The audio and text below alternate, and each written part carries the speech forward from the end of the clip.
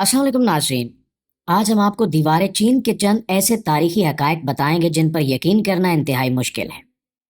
کیا آپ جانتے ہیں کہ دنیا کا حیران کن عجوبہ یعنی دیوار چین تعمیر کیوں کیا گیا تھا؟ کیا یہ دیوار جنات اور غیر مرئی قوتوں نے تعمیر کی؟ اور آج اس دیوار سے چین کو کیا فائدہ حاصل ہو رہا ہے؟ ان سوالوں کے جواب جاننے کے لیے اس ویڈیو کو آخر تک ضرور دیکھیے گا۔ پیارے ساتھیوں، دیوار چین دنیا کے 7 عجائبات میں سے ایک عجوبہ ہے۔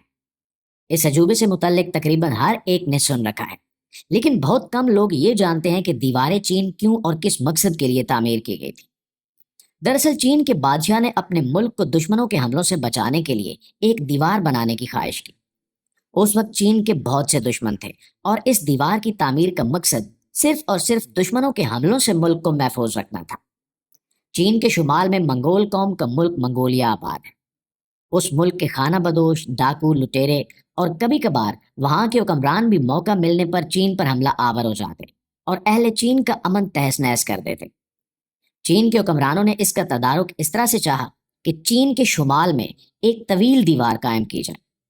یاد رہے کہ زمانہ قدیم میں بیرونی حملہ آوروں کو روکنے کے لیے یا تو دیوار رکاوٹ کی شکل میں تعمیر کی جاتی تھی یا شہروں کے ارد گرد خندق کھودی جاتی تھی۔ اس لیے چینی قوم کے چند ذہین رہنماؤں نے ایک عظیم دیوار کی تعمیر کا فیصلہ کیا۔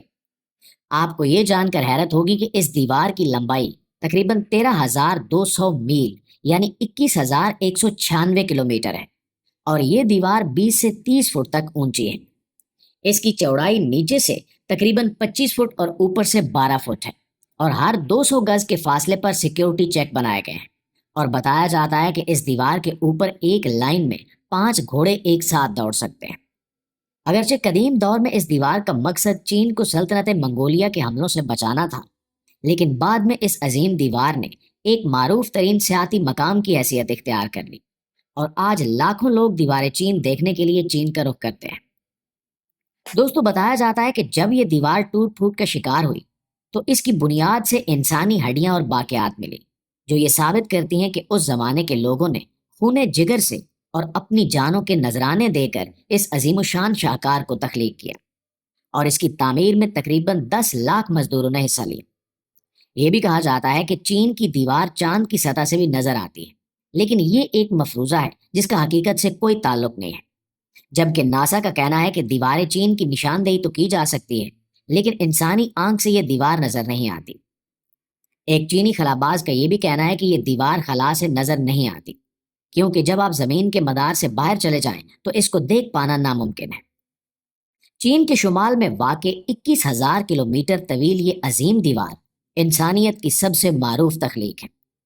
یہ تاج محل اور قدیم رومیوں کے سب سے بڑے تھیٹر کولوسیوم سمیت دنیا کے 7 بڑے عجوبوں میں شامل ہے۔ دیوار چین کو 1987 میں یونیسکو نے عالمی ورثہ قرار دیا تھا۔ یہ دیوار اس قدر لمبی ہے کہ دنیا کا کوئی بھی ڈرون کیمرہ ایک وقت میں اس کی تصویر یا ویڈیو نہیں بنا سکتا۔ اس دیوار کو ایک ہی وقت میں پورا دیکھنے کا صرف ایک ہی طریقہ ہے، اور وہ یہ ہے کہ اس کو زمین سے 500 کلومیٹر دور سیٹلائٹ کے ذریعے دیکھا جائے۔ اس پوری دیوار کا سفر کرنا ایک مشکل ترین مہم کے مترادف ہے۔ 1984 میں 3 دوستوں نے 510 دنوں یعنی 17 ماہ میں اس دیوار کا مکمل سفر کیا۔ یہ دیوار اونچے اونچے پہاڑوں سے لے کر خوفناک جنگلات اور آگ کی طرح تپتے میدانی علاقوں سے گزرتی ہے۔ ہر 100 فٹ کے بعد اس پر اونچے اونچے ٹاورز موجود ہیں جن میں بڑی بڑی کھڑکیاں رکھی گئی ہیں۔ ناظرین گرامی، کہا جاتا ہے کہ یہ دیوار منگولوں سے بچنے کے لیے بنائی گئی تھی، لیکن اس دیوار کے نیچے بڑے بڑے دروازے نما سوراخ دیکھے گئے ہیں جہاں سے کوئی بھی انسان آسانی سے گزر سکتا ہے۔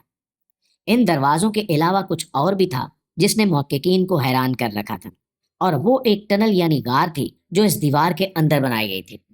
بعد از تحقیق یہ بتایا گیا کہ ان ٹنلز کو اس لیے بنایا گیا تھا کہ اگر کسی صورت منگول آرمی کی جانب سے حملہ کر دیا جائے تو ایسے میں ان ٹنلز کو استعمال کرتے ہوئے منگول فوج پر پیچھے سے حملہ کرتے ہوئے ان کو سنبھلنے کا موقع بھی نہ دیا جائے۔ اب سوال یہ پیدا ہوتا ہے کہ یہ دیوار کہاں پر ختم ہوتی ہے؟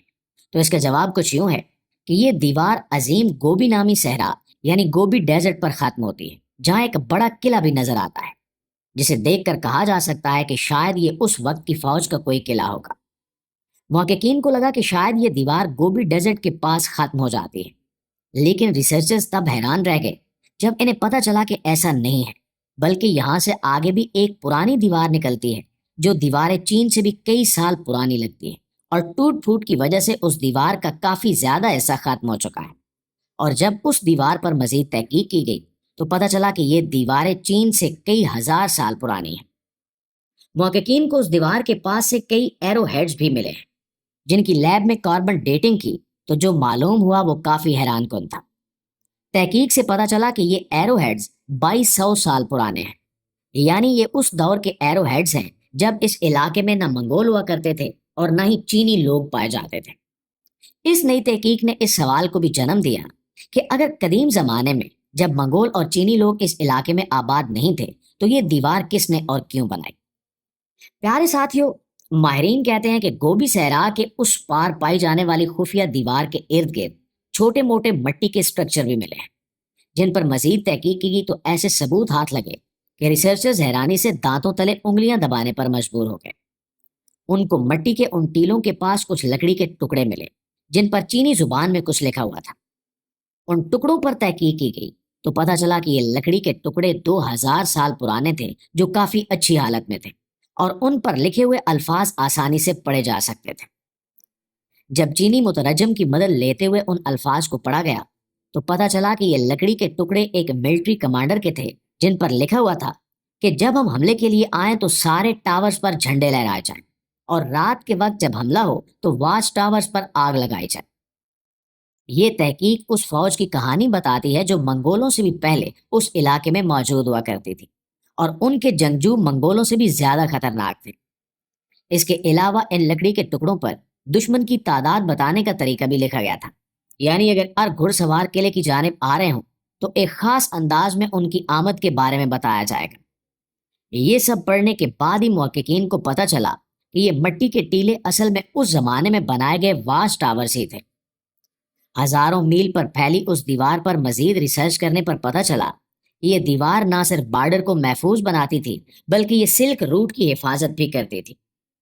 سلک روٹ اس وقت تجارت کے طور پر بھی استعمال کیا جاتا تھا جو چین کو مشرقی اور مغربی ممالک کے ساتھ جوڑتا تھا، اور آج بھی دیوار چین کی وجہ سے یہ تجارتی روڈ دنیا کے محفوظ ترین روڈز میں شمار ہوتا ہے۔ جی تو معزز دوستو، یہ تھی ہماری آج کی ویڈیو۔ اس حوالے سے آپ دوستوں کی رائے کیا کہتی ہے کمنٹ سیکشن میں ہمیں ضرور بتائیے گا۔ انشاءاللہ آپ سے ملاقات ہوتی ہے اگلی ویڈیو میں، تب تک اپنا آس پاس کے لوگوں کا ڈھیر سارا خیال رکھیے گا۔ اللہ نگہبان۔